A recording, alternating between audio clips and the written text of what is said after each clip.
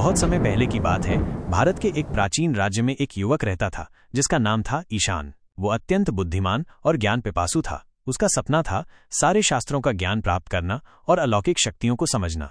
ईशान दिन रात तंत्र और मंत्रों के अध्ययन में लिप्त रहता। एक दिन उसे एक पुरानी पुस्तक मिली जिसमें लिखा था कर्णपिशाचिनी सिद्धि। यह एक ऐसी सिद्धि थी जिससे साधक किसी भी व्यक्ति के मन की बात सुन सकता था। उसे यह अत्यंत आकर्षक लगा। वो सोचने लगा, अगर मैं ये सिद्धि प्राप्त कर लूं तो मैं दुनिया का सबसे बड़ा ज्ञानी बन जाऊंगा। पुस्तक में कर्णपिशाचिनी सिद्धि के लिए कठिन साधना का वर्णन था। उसे किसी शमशान में अमावस्या की रात अकेले बैठकर 21 रातों तक मंत्र जाप करना था। ईशान ने अपने मन की बात किसी से नहीं कही और एक दूर बसे निर्जन शमशान में साधना प्रारंभ कर दी। रात दर रात वो ठंडी हवाओं, डरावनी आवाजों और अदृश्य शक्तियों की उपस्थिति के बीच बैठा रहा। 21वीं रात को अचानक एक रहस्यमयी स्त्री आकृति उसके सामने प्रकट हुई। उसका चेहरा धुंधला था पर उसकी आंखें चमक रही थीं। वो बोली, मैं कर्णपिशाचिनी हूँ, तूने मुझे बुलाया है, अब बोल क्या चाहता है।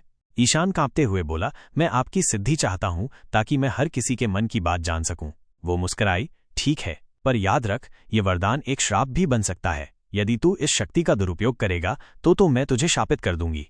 ईशान ने सिर झुका लिया और बोला, मैं वचन देता हूं कि इसका गलत प्रयोग नहीं करूंगा। अगले ही दिन से ईशान को लोगों के मन की आवाजें सुनाई देने लगीं। कोई जो बाहर से मुस्कुरा रहा था उसके अंदर ईर्ष्या का ज्वालामुखी था। कोई मित्र बनकर बैठा था पर मन में पीठ पीछे घात करने की सोच रहा था। दिन ब दिन ईशान को मनुष्यों की सच्चाई का बोध होता गया। शुरुआत में उसने इस शक्ति का उपयोग अच्छे कार्यों में किया। वो दूसरों की समस्याएं बिना कहे समझ जाता और उनकी सहायता करता। उसका सम्मान बढ़ने लगा।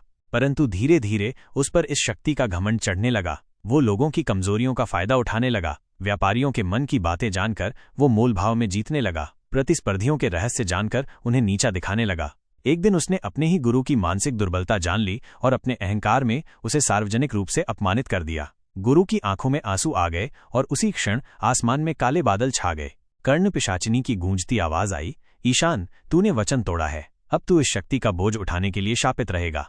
उस रात से ईशान को केवल लोगों की सामान्य सोच नहीं बल्कि उनके सबसे गहरे डर, काले विचार और घृणित कल्पनाएं भी सुनाई देने लगीं। वो जहां भी जाता उसे मनुष्यों की नकारात्मकता का शोर सताने लगता। रातों की नींद उड़ गई, भोजन से अरुचि हो गई और वो अकेला होता चला गया।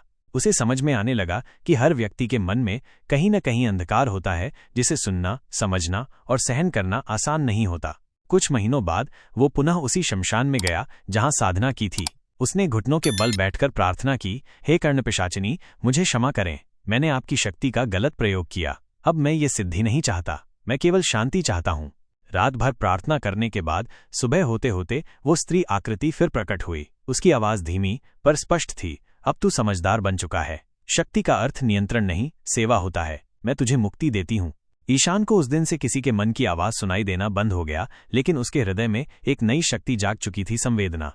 मोरल ऑफ द स्टोरी, सच्ची शक्ति वो होती है जो सेवा में लगे, ना कि स्वार्थ में। हर वरदान एक उत्तरदायित्व के साथ आता है। दूसरों की कमजोरियों को समझना चाहिए, उनका फायदा उठाना नहीं। स्टोरी अच्छी लगी हो तो एक लाइक तो बनता ही है और चैनल को सब्सक्राइब करना मत भूलना। मिलते हैं अगली कहानी में, तब तक के लिए जय श्री राम।